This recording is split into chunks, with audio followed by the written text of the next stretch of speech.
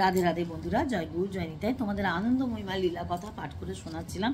যতটা অংশ পাঠ করেছিলাম তার পরবর্তী অংশ তোমাদের পাঠ করে শোনাচ্ছি। তোমরা শুনতে থাকো, আশা করি তোমাদের সকলের ভালো লাগবে।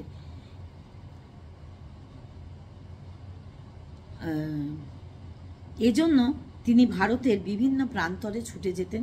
কোথায় পাবে তারা এই অভিলাষে? তার জীবনে কোনোদিনও মাতৃলাভ ঘটবে কিনা এ প্রশ্ন নিয়ে তিনি শ্রেষ্ঠ জ্যোতিষীদের কাছেও যেতেন। অবশ্য তারা কখনো তাকে নিরাশ করেননি। জ্যোতিষচন্দ্র তখন ঢাকা শহরের কর্মস্থলে ছিলেন।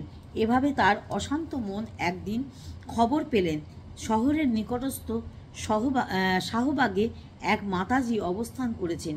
তাই এক সুপ্রভাতে আকুল প্রার্থনা বুকে নিয়ে তিনি শাহবাগে গেলেন এবং অনেক চেষ্টার পর মাতাজির শ্রীচরণের দর্শন পেলেন। তিনি তার বিখ্যাত গ্রন্থ মাতৃসদনে লিখেছেন, তাহার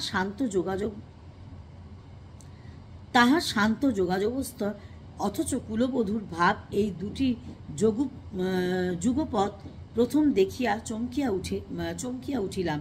আরও দেখিলাম যে যাহার প্রতীক্ষায় এতদিন বসিয়া আছি, যাহার খোঁজে দেশ বিদেশে ঘুরিয়েছি, আজ তিনি আমার সম্মুখে রয়েছেন। আমার মন প্রাণ আনন্দে ভরিয়া উঠিল, শরীর রোমাঞ্চিত হইয়া নাচিয়া উঠিল। ইচ্ছা হইল চরণে লুটাইয়া পড়ি আর কাঁদিয়া বলি, মা, এতদিন কেন দূরে রাখিয়া দিয়াছিলে আমায়?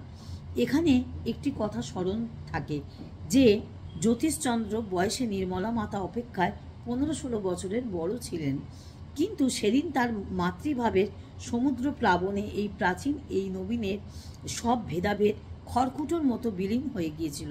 মাতৃস্নেহে থেকে বঞ্চিত হইয়া তিনি এতকাল যে শূন্য হৃদয় নিয়ে পরিভ্রমণ করিয়াছিলেন, আজ এতদিনে তা যেন কানায় কানায় পরিপূর্ণ স্বরূপ। এখানে আমরা জ্যোতিষচন্দ্রের কথাই বলিতে চাই। নির্মলা মাতা যে একদিন আনন্দময়ীমা মাতারূপে বিশ্বখ্যাত হইয়া উঠিলেন, এই নামকরণটি করিয়াছিলেন এই জ্যোতিষচন্দ্র বা ভাইজি। এই অবসরণীয় ঘটনাটির বর্ণনা জ্যোতিষচন্দ্র স্বয়ং এভাবেই দিয়েছেন। একদিন বেলা 12টার সময় অফিসে কাজ করিতেছি, ভূপেন আসিয়া বলিল, মা, আপনাকে শাহবাগে যেতে বলেছেন। আজ যে বড় সাহেব ছুটি হইতে ফিরিয়া চার্জ নিবেন সে কথা আমি মাকে জানিয়াছিলাম। মা বলিলেন, যার কথা তাকে গিয়ে বলো, সে যা করার তাই করুক।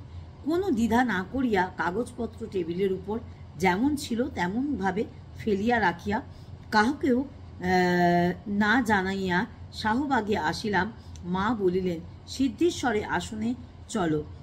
পিতাজি, মা ও আমি তথায় গেলাম।